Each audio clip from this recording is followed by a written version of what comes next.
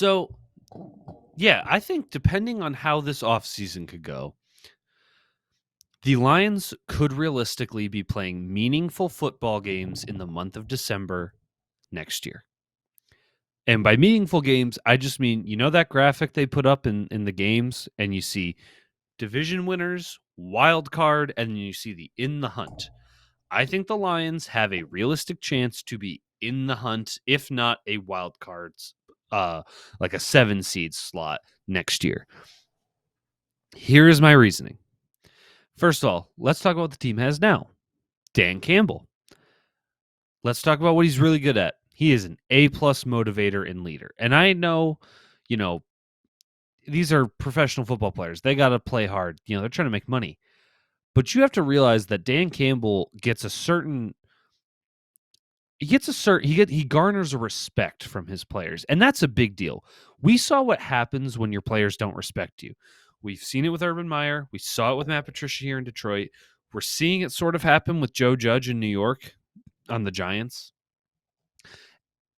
And being able to maintain those guys' respect, maintain the energy, maintain their focus, even when you're 2-13-1, and they're still coming out and playing meaningful, even guys who are veterans, guys who like Penei Sewell. Well, yeah, he's a rookie, so he's still trying to prove himself. I won't use him as an example. Taylor Decker playing very good football. He's under contract. Tracy Walker, who is younger and still has something to prove, he's playing very good. We have guys like I can't say his first name, Vaitai. He's one of our guards. He is a veteran in the league, and he is playing very well. And the other thing is he knows what kind of guys he has, and he knows if he can't get the buy-in, he knows they have to go. They cut Jamie Collins in the middle of the season, a guy who they, was a remnant of the Patricia era, because he couldn't. He is a football player that couldn't exist in a world in an ecosystem that wasn't New England or wasn't run like New England, where you get, he couldn't motivate himself. He had to be constantly like yelled at and go, go, go. Otherwise, he just was so lazy and flat-footed and just not giving his all. So the Lions cut him and he went back to New England, right? Because that's where his ecosystem is. So I think that is one of the things I've liked seeing, right? He gets a lot of respect from his guys. He garners a lot of respect from the locker room. And he's a good motivator. Like it's what he is good for. He's a leader of men type of coach, right? Not exactly, the analytics genius like a Sean McVay. So that brings me to his decision making. So I said his motivation is an A+. His decision making is a D+. Now I know all the fourth down talk, we've talked about it. The analytics have said to go for it in a lot of those spots. I get it. I have it as a D+. It was an F earlier this season. Let's look at the examples. Double timeout fiasco on Thanksgiving. Not great, Bob. And then the very next play to still, then this on defensive coordinator too, Aaron Glenn, but like to play, you're up by like 2 points, I think it was. You either need to stop them so they kick a field goal, or you need to let them score a touchdown so you get the ball. So you either need to just stand right on, I think the goal to go line was the 5-yard line, 4-yard line. All of your defensive backs should be staying there, keep everything in front of you, or let them score the touchdown behind you. And they had all their guys on the goal line, like they were preventing a touchdown when that's what they needed. So like, not great. The play calling in the Pittsburgh game, I've seen so many Lions make excuses for that game of the weather, and we had Tim Boyle or Jared Goff was hurt, and I don't care. If Jared Goff is hurt, then why? Then if he can't throw a football as a quarterback, he should not be in the game. This is why you have backups. Even if, like, I get it, Tim Boyle and David Blau aren't good, but they can throw the football. If Jared Goff can't, then he shouldn't be in the game. Running draw plays on 3rd and long, running a draw like a halfback dive on 3rd and goal from the 9-yard line in a 1-score football game when you were winless. They gave that game away because of Dan Campbell's play calling and decision making. So, yeah, and even go to the Ravens game. Yeah, it took an act of God for Justin Tucker to kick that field goal, 66 yards, but you kind of put yourself in a bad situation to get there. You had the ball before that. You kicked the field goal to go up by a point. Instead of being aggressive like you claim you're going to be, you just run the ball on third down to make them burn their last time out and then kick the field goal, and you gave them like a minute or 59 seconds. When we've all seen, the NFL, it's not hard to go down the field in 59 seconds to get into field goal range, and especially when they have Justin Tucker. So you could have been more aggressive, gone for a first down to run out the clock, gone for a touchdown to just take a bigger lead to force the Ravens to get a touchdown. So like, there's lots of things that Dan Campbell has done that his decision making has been questionable. And I don't like he's learning on the job. This isn't an internship. This is one of 30. There's 32 of these jobs. That's it in the whole world. And you got one of them. You don't get to learn on the job. You need to be ready to do this. You can't be making simple mistakes like this. You just can't. Not as an NFL caliber head coach. It's not acceptable. Well, and so here's, and I want to bring this up real quick, if that's okay. So, because I know exactly what you're talking about, and I know that like Dan Campbell had this huge scandal or fiasco with his like offensive coordinator or whatever. Because what I don't understand is why he took over play calling from Anthony Lynn. Like, why does he feel the need to do that? Like, and I know that like whatever. It's not good. Okay, fine. Fire him. Find someone else. To his credit, the offense has done better under Dan Campbell's play calling than it has under Anthony Lynn's.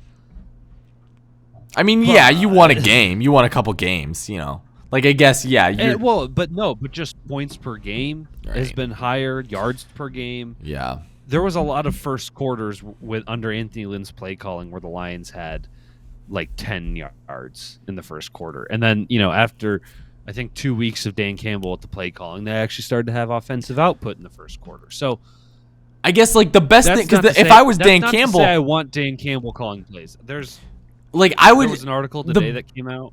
Mm-hmm. Go on. That said he doesn't know where he stands on if he wants to continue or not. I hope he doesn't. That's not what you were brought. No, I wouldn't. They need to go out and get a new-aged, smart, offensive-minded head coach.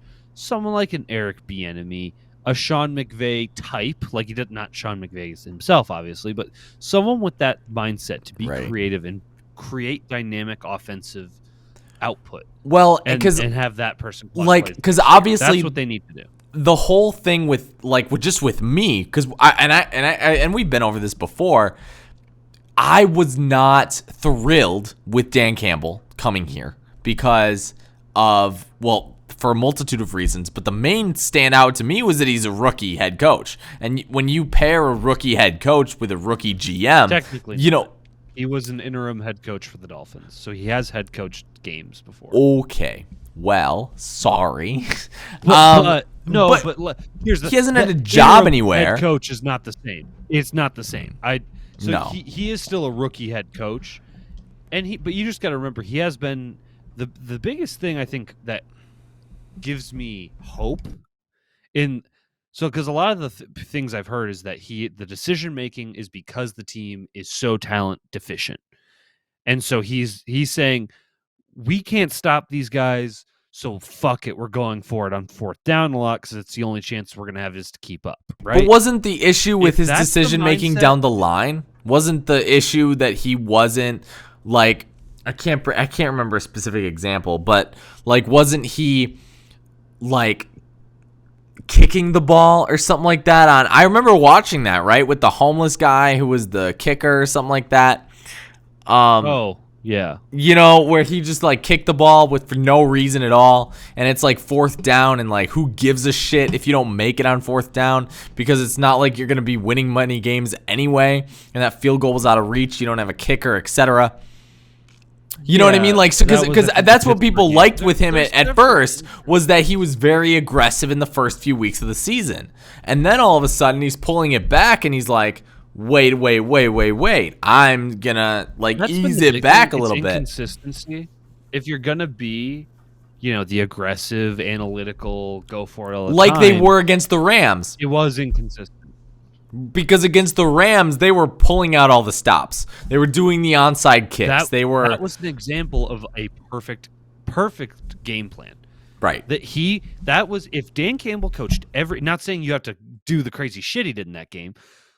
He put his team in the best position to win in that game with his decision making, personnel, coaching decisions, all of it. If he coached every game like that Rams game to that quality, I'd have no complaints. If he coached every game like he did the Cardinals game, I'd have no complaints. It's the games like the Browns and that. That's why I said it was an F and I moved it up to a D plus because it's improved. And my hope is that next year, some of his fuck it, we're going for it is going to decrease because there will be more talent on this team. He won't have to feel so nervous about trusting his defense. Or when he goes for it on fourth down, it'll be more favorable because you have better offensive weapons. And we're going to talk about that in a minute too. Right. So I think the fact that if his decision making can improve, he's got a great coaching staff around him. He's got Aaron Glenn on the defense. He's going to get poached to be a head coach soon. So let's get the use out of him while we can. You got, Hank Fraley, who's our offensive line coach. The Lions' offensive line has been one of the best in the league, and that's without our Pro Bowl center, and we were without our Pro Bowl left tackle for a chunk of the year. He has helped Penei Sewell develop into an All-Pro. I don't know if he should likely become at least a second-team All-Pro this year. The only reason he didn't make the Pro Bowl as a rookie is because he just had a rough start because he was at left tackle and then got moved to right. But ever since he moved to right tackle, he has just been a force. And even the backups, Frank Ragnow, who our Pro Bowl center who got hurt, his backup, Evan Brown, has played very well for a backup center. We've had a series of different, linemen come into play, and the offensive line has been one of the best in the country. And so you have guys like that. You have Antoine Randall, who's helping elevate a very bad receiving room, but we've seen Amon-Ra St. Brown, a.k.a. the sun god, because Amun-Ra is the sun god, an Egyptian sun god. Great nickname, by the way. Detroit might be a poverty franchise. We have great wide receiver nicknames. But yeah, he's elevated his play. Aubrey Pleasant, I mean, let's be real. The defense, the secondary is probably the worst thing about this team. And he took undrafted free agents and turned them into pro caliber players. Jerry Jacobs, before he got hurt, which was honestly just so sad to see, who as an undrafted free agent was playing as a solid starting seat cornerback too who could be a second corner on a lot of teams in this league, and those teams would be better for having him. Amani Oruwariye, who's a third-year guy, his game has stepped up significantly. 6 interceptions this year, one of the lowest QB passer ratings when they throw to him into his coverage. Those are all very, very good signs, and I think that's Campbell's thing is he has been able to surround himself with the X's and O's guys to allow his team to develop and play very well. And I think if he can continue to do that, some guys are going to leave, and if you can keep replacing them and bringing guys that can keep your team playing at that level, that's also a very good sign. I think the biggest thing is you got to get a new OC this offseason. So that's the coaching staff. Like I said, I'm very optimistic. I need to see the decision making be better, and I need to see a new OC, but everything else has been about as good as I can ask.